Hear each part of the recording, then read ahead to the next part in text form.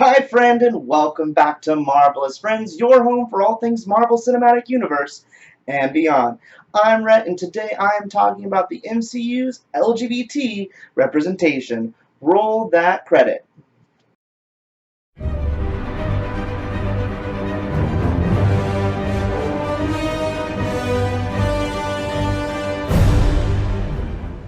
This last weekend was the official Pride celebration here in Houston, Texas, and I had a great time celebrating with the LGBT community and enjoying all the festivities that it included. It did get me thinking, though, a little bit about the bad reputation that the MCU has for the representation of the LGBTQ community. Now, this is true. The silver screen and all the movies really do not have much to offer as far as characters that fall within this spectrum. However, the streaming services and the TV shows that are part of the MCU have quite a bit of representation amongst them. And so I am counting down my 10 best representations of the MCU's LGBT characters. Now, this list is completely my own opinion. I want to say that first and foremost. I'm sure those of you out there who are watching this probably have some preferences over mine. I am purely just basing this more or less off of the actual involvement of the character within the show. So not necessarily how well they represent that kind of sector of the LGBTQ or anything like that. So keep that in mind. So this is my personal preference based upon their involvement in the show. Because once you kind of get into the idea of how well they represent a portion of the community, there's a lot of kind of he said, she said, or they said when it comes to that. So I wanted to kind of keep out of that whole realm. That being said, though, let's jump in to my countdown. Number 10, Detective Costa, Jessica Jones, gay. Jessica Jones is one of those shows that have a ton of LGBT representation within its storyline, mainly because of Jerry, but there are quite a few other characters who fall along the spectrum as well. And Detective Costa from this third season really represents that well, as he begins the process to start a family with his husband. Oftentimes, those processes of starting that family being interrupted by Jessica Jones and the case with Selinger. That being said, though, he does play a major role as Jessica's true ally on the force, where most other cops seem untrustworthy and unwilling to work with her, as she is supercharged and a kind of vigilante hero. He often working on his own to kind of benefit both himself and the precinct, as well as Jessica, sharing information freely, as he sees that it is truly beneficial for them to work together, as there are things that Jessica can do that they can't, and vice versa. This kind of partnership makes him a crucial role for the Jessica Jones story. Number 9, Kith Leone, Jessica Jones, bisexual. Jessica Jones Season 3 introduced us to Kith, who is Jerry's love interest for the season. I did struggle to place either Kith here or Wendy, as they both kind of do fill that same role.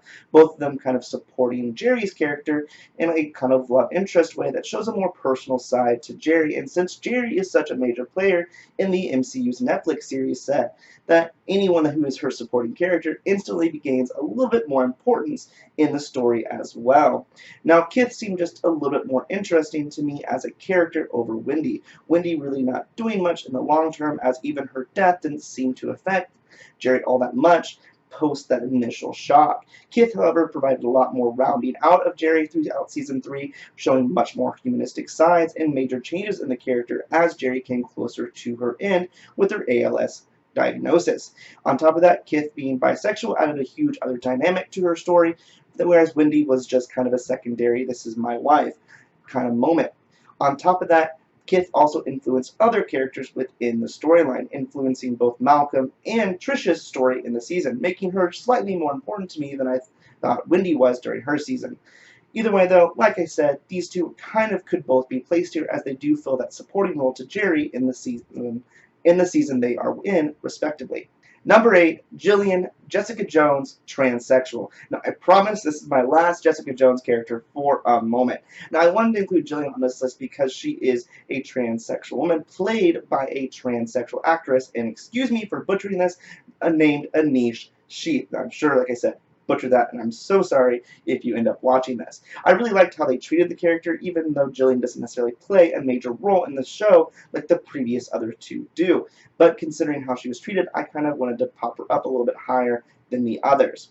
Now, the one thing that's great about this and why I say that is because if you didn't know that Anish played Jillian and that Anish is a trans woman herself, you would have never suspected that Jillian was a trans woman, and you would have just accepted her for the woman that she is in the show, as it is not detailedly spelled out in the storyline that it is a transsexual woman that is Jillian.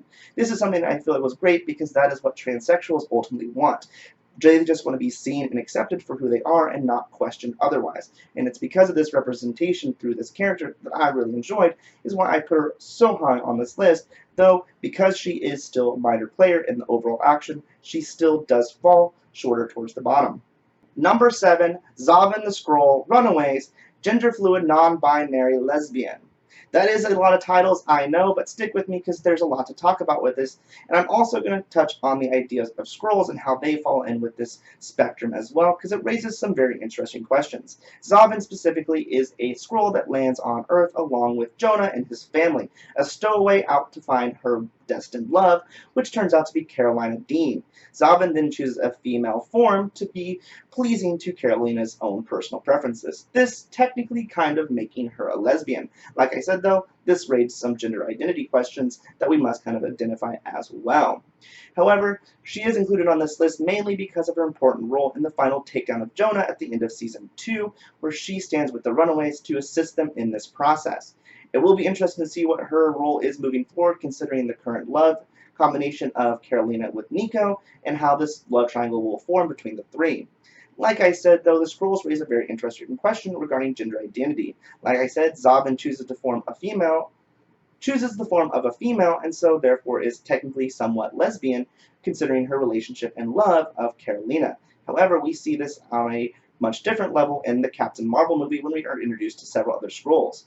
For instance, take Talos, who is what we would consider, kind of prospectively, a male scroll. Now, this, of course, is us assuming gender norms from us onto the alien race, which we have no real idea how their gender concepts work. But considering this, and we do see him as the father role in their family unit, it kind of makes sense. However, we don't see any hangups as they transition between male and female specimens for their shapeshifting.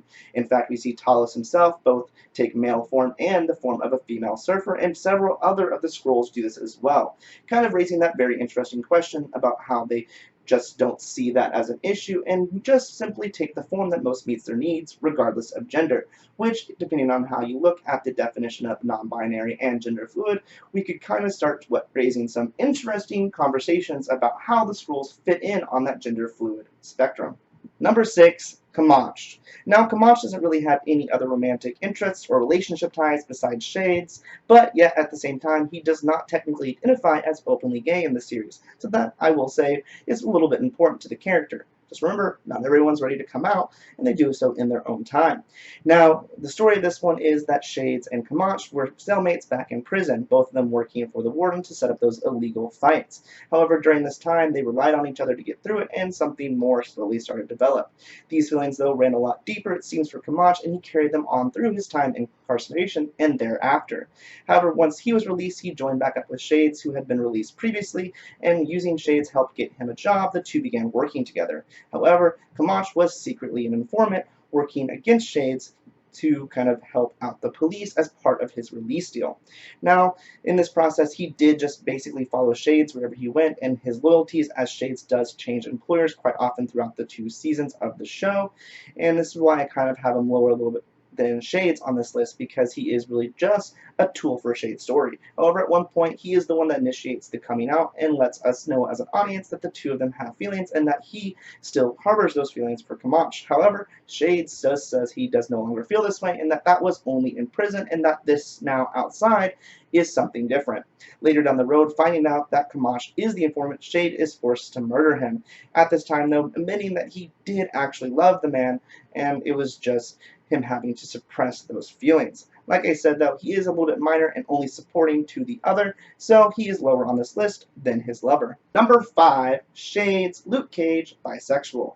Now, I did talk about Shades quite a bit just a little bit ago, because he is heavily involved with Camache, and Camache is basically Shades' supportive character, so I'm not going to go over that full detail here in this story. However, he is a much bigger player in the story overall, considering he is in both seasons fully, and also is mentioned in the Defenders team-up season on Netflix. Now, his role basically is jumping getting to and from all the various villains that Luke Cage goes up against over the course of the 2 seasons, basically aligning him with whoever is in power. But though he is basically just a muscle and a guard for whoever is in charge, he does actually receive quite a bit of his own story development and character role within the greater story itself, making himself kind of a secondary villain for Luke Cage the entire time, and a constant reminder of Luke Cage's past. Now again, like I said, it turns out that we learn that him and Kamach both shared some intimate feelings for each other while in prison, though he himself denying it after they left, and Kamach confronts him on it. However, when he is ultimately required to kill Shades, and when he learns he is the informant that he's been looking for, he does admit that he loved him this entire time, going a step further, actually meaning that it was his feelings for him that allowed him to be so blinded by what Kamach was doing as an informant up until this point, and caused him to deny his actual thoughts about the situation. Number 4, Joey Gutierrez, Agents of S.H.I.E.L.D., gay. Joey didn't continue his story past season 3, and only being introduced earlier in that same season, he really didn't have a long run on the show. However, his short run was impactful with a lot of metaphor that can speak a lot to the LGBTQ community. I say this because basically he was the parallel of the coming out story as Inhumans. Now, he mentions quite often in the early parts of his transformation process that he had worked very long to become happy and accepting of his life, working so hard that it hurts him to have to lose that at this point now that he is becoming Inhuman, and again having to go basically back into the closet regarding his Inhuman status. And like I said, that says a lot to what many people go through within the LGBTQ community, finding themselves in a world that doesn't necessarily accept them and having to hide that part of them, oftentimes committing a lot of self-hate during that process and working to build up that self-love again. Something that, like I said, he perfectly lays out. On top of that, he had a really cool power set, being able to telepathically melt any metal, well, most any metal, and was often used as a pretty awesome bullet shield for his fellow teammates on his missions. He ultimately, though, did decide to leave because the violence was just too much for him, and he wanted to continue more of a personal life outside of S.H.I.E.L.D. Though, like I said, he doesn't necessarily last very long, and he probably has a smaller role than the last 2 entries, but I like him more, so I popped him up to number 4, and besides, it's my list, like I said. Number 2 is a tie between Nico Minoru, bisexual, and Carolina Dean, lesbian, Runaways. It's hard to untie these two because they are so closely connected as major parts of the core circle of friends that make up the Runaways. On top of that, they are the show's current power couple, with them being in a relationship. Nico is a magic staff-wielding witch, and Carolina is an alien with cosmic energy powers. Both of them playing major roles in significant portions of the plot, not only because they're part of the core group, but because their individual stories are so important. For instance, Nico's sister's mysterious death is the major kind of action of Season 1, and her actual reveal of what happened in Season 2 pivots a lot of the action, and her going full kind of nuclear witch powers is a major part of it as well. Carolina's powers also are mysterious and cause a lot of confusion and questioning as to her origins, both for herself personally and for the others involved with her. Her eventually finding out that she is part alien, she seeks out Jonah, who is actually the villain of the story. These interactions allowing us to gain a lot of backstory and information on him, something that we wouldn't have otherwise, doing this many of the times behind the back of the others. This providing a significant amount of information. Because these two are so important on their own within the story, it's hard to untie them, and like I said, they're the show's power couple, so you might as well just keep them together. Honorable mention. Greedy Man, in-game, gay. Well, I had to go ahead and put it in here because it technically is the only true, 100% confirmed reference to an LGBT character in the film franchises. However, it's a throwaway. You can do better, Marvel. Honorable mention, Justin Bowden and Frank Levin. Jessica Jones, gay couple. These two I went ahead and put together as well, as they are very much so a unit within the story, them both being a couple that are taken over by Kilgrave in Season 1. They help Kilgrave expand his powers, and then are both respectively given orders to kill themselves or someone else and be left for the blame. So they are an important player in Kilgrave's story, so I wanted to go ahead and include them.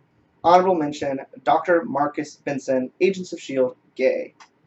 Dr. Benson is the newest consultant for the S.H.I.E.L.D. agency under the new direction of Mac. Now, he is a new character, and we're not really sure how much of an impact he'll make moving forward in the story, so I really couldn't really give him a strong place on this list, but I'm excited to see what he will contribute to the MCU, especially considering his alumni of Culver University. Number 1, Jerry Hogarth, Marvel Netflix, MCU, lesbian.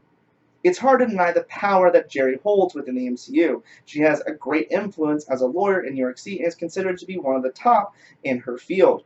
She is so powerful that she in fact has branched many of the Netflix platform series of the MCU, making her one of the few characters to do so, having appeared in all of the franchises except for Luke Cage and the Punisher respectively, though she does have ties to both the characters in one way or another in their stories. She is, of course, a main player in Jessica Jones, appearing in all 3 seasons, and is often dealing with many of the same things that Jessica Jones is. For instance, in Season 1, she actually represents Jessica Jones as her lawyer after the events of Kilgrave. In Season 2, moving on to represent Alyssa, Jessica's mother, while she is in court. And then in Season 3, turning against Jessica in the Supers for a short time, representing Salinger and going after the masked vigilante that is Trish.